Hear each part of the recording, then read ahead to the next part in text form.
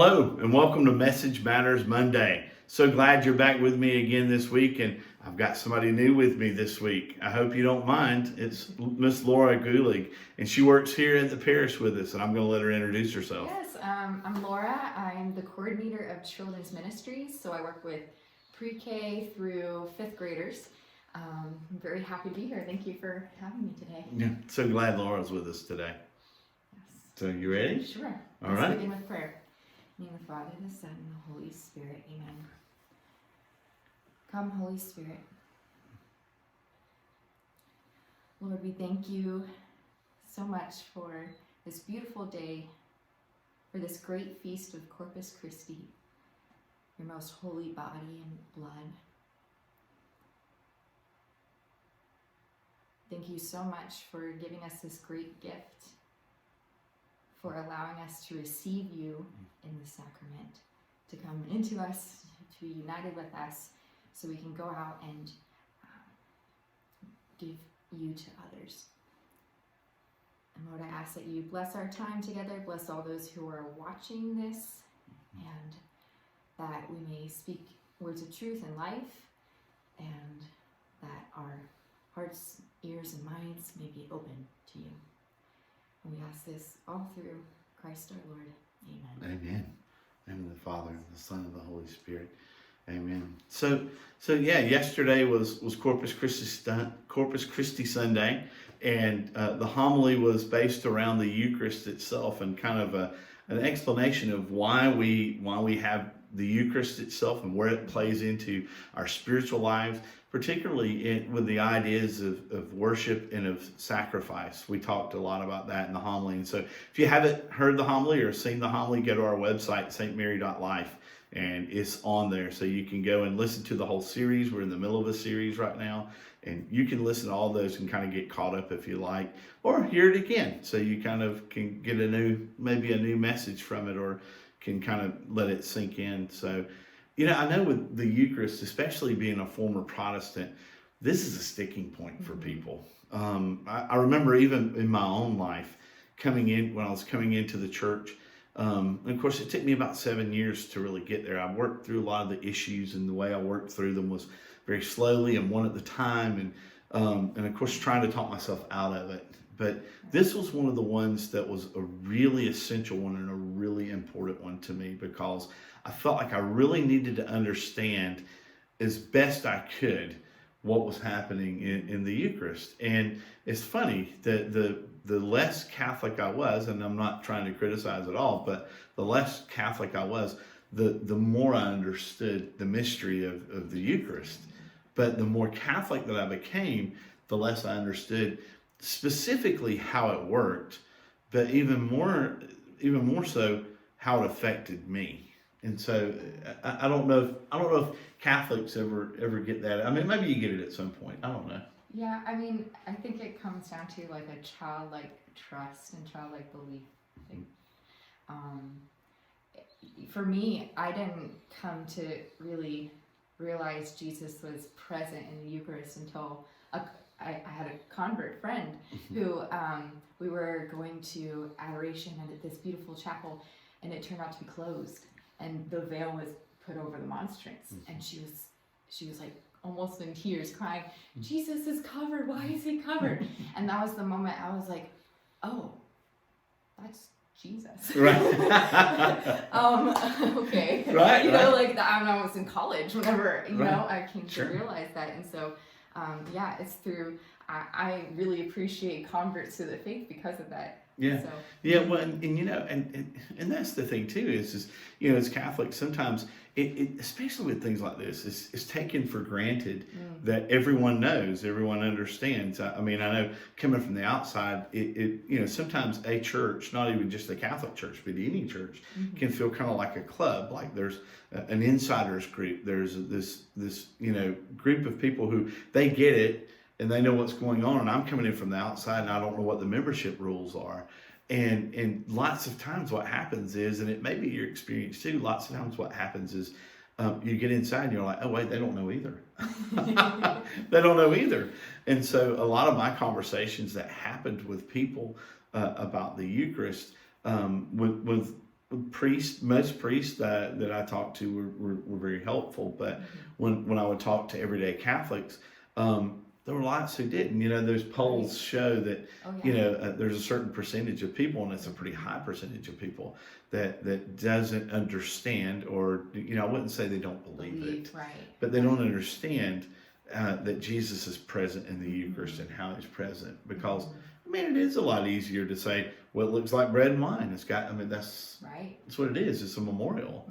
And just trying to understand how that works. And as people, of course, we want to understand how that works. We're in a scientific age, so Yeah. so it was definitely that way for me. So I didn't get a first communion as a child. My first communion happened when I was 30. So what was first communion like for you? You see, it's sad because I don't really remember my first communion because I was so young. But my parents did have a recording of the whole Mass, and I actually got to watch it like a year ago. Yeah. And to hear the priest homily then, and just like a fresh new way, and I was just like, wow, that was really beautiful. It was really beautiful ceremony at Mass, and a beautiful homily, and but you're so right. We do take it for granted as cradle Catholics sometimes, and Well, what was your first memory though of the Eucharist and taking communion as a Catholic? What was that like? Oh, well, my very first memory? Yeah. I was probably actually in like first grade. We were going up to receive communion. I wasn't supposed to, obviously, because I was too young.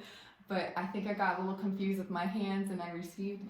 And it was definitely interesting because I felt really bad because I knew I wasn't supposed to receive it. But Jesus gives us grace and mercy, and but the actual memorable, I guess most memorable time I've received the Eucharist, probably on a retreat. That's usually the most powerful times to receive the sacraments, because you're away from the world, and you put away all distractions, and you're just there with Jesus. So you get that kind of meaningful time. And I grew up in the Methodist Church, and then went into the Episcopal Church, of course. And so in the Methodist Church, communion it's a big deal. Now, it's not that it's not a big deal. It's a big deal. But communion in the Methodist Church, most Methodist churches, it used to be this way. I'm not sure how it is now, but it was once a month. Usually it was the first Sunday of the month. And it was a pretty big deal even as a kid. But I remember receiving communion when I was young, like 3, 4, 5. I don't remember it, but I remember being a kid and receiving it when I was young. And it just being, even then it was a special moment. Even then it was a special moment. And so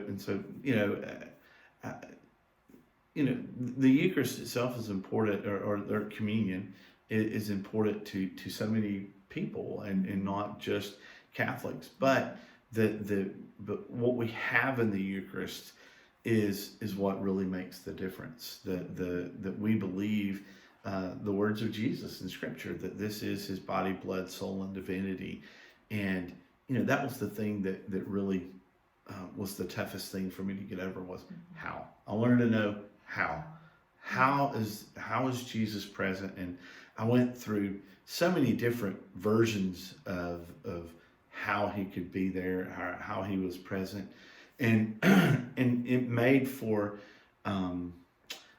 that was part of the journey that probably took me the longest, was because not because I was fighting not to be Catholic at that point, because I didn't mind if Jesus was truly present there. Matter of fact, I wanted him to be.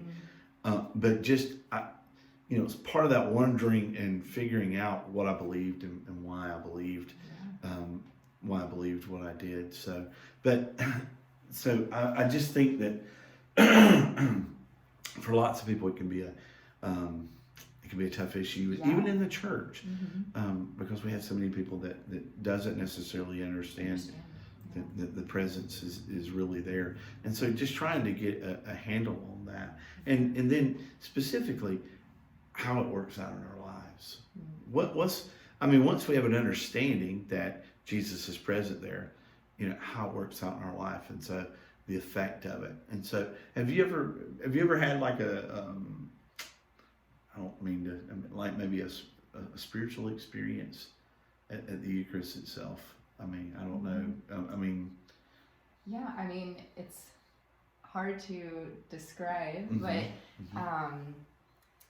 just like when Jesus, it's not like every time I receive the Eucharist because I'm not like perfect, but join the club. just like it's such a beautiful gift. But whenever you're in that beautiful state of grace, and you receive the Eucharist, you see Jesus, it can be very powerful, very moving, and emotional. Yeah, it can be emotional because we're emotional beings,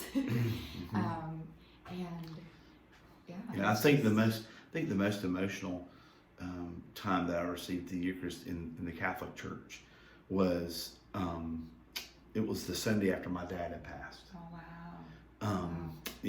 That was my mother and my father's passing were both very traumatic moments for me. Probably didn't show it, thankfully, but it was. And so I remember going up to receive and thinking, because my dad, when he died, was a Methodist. He didn't convert. And so I can remember going up and receiving Eucharist and thinking, finally, Dad and I are at the table together. We're finally here together. Wow. Because we believe that what happens, in communion, we say lift up your hearts and we lift them up to the Lord. What we believe is happening at that moment is that we're entering heaven and we're going to the feast of the Lamb. We're joining the choirs of angels. We're joining all those who've gone before us, and we're actually there in the throne room with Jesus. And it's not just an image that we think we're there, or we try to imagine what it would be like if we were. We are there. That's the whole point of the liturgy.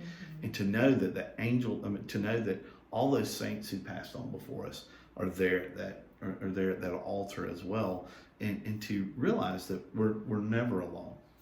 And that's why Mass is so important, to be able to participate in the heavenly mysteries. It is, and it makes all the difference in the world. So we're so glad that you were with us this week, and we look forward to coming back to you next week. I'm not really for sure what the message is. I should have known that coming into this, but anyway, we hope that you'll join us again next week. God bless you. God bless.